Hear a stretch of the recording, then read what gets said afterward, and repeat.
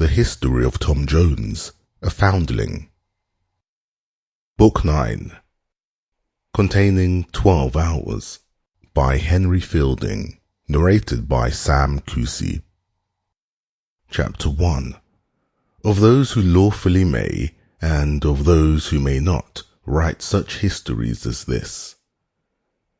Among other good uses for which I have thought proper to institute these several introductory chapters, I have considered them as a kind of mark or stamp which may hereafter enable a very indifferent reader to distinguish what is true and genuine in this historic kind of writing, and from what is false and counterfeit.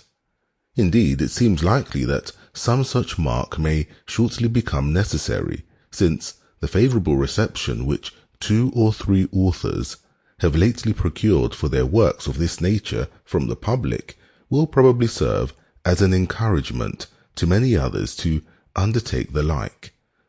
Thus a swarm of foolish novels and monstrous romances will be produced, either to the great impoverishing of booksellers, or to the great loss of time and deprivation of morals in the reader, nay, often to the spreading of scandal and calumny, and to the prejudice of the characters of many worthy and honest people. I question not but the ingenious author of The Spectator was induced to prefix Greek and Latin mottos to every paper from the same consideration of guarding against the pursuit of those scribblers, who, having no talent of a writer, but what is taught by the writing master, are yet no wise afraid nor ashamed to assume the same titles with the greatest genius than their good brother in the fable was of braying in the lion's skin. By the device therefore of his motto, it became impracticable for any man to presume to imitate the spectators without understanding at least one sentence in the learned languages. In the same manner I have now secured myself from the imitation of those who are utterly incapable of any degree of reflection, and those learning is not equal to an essay.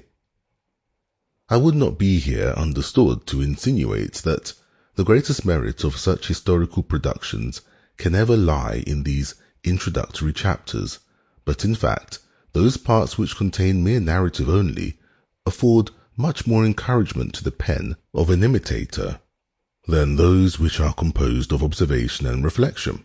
Here I mean such imitators as Rowe was of Shakespeare, or as Horace hints some of the Romans were of Cato. Sample complete. Ready to continue?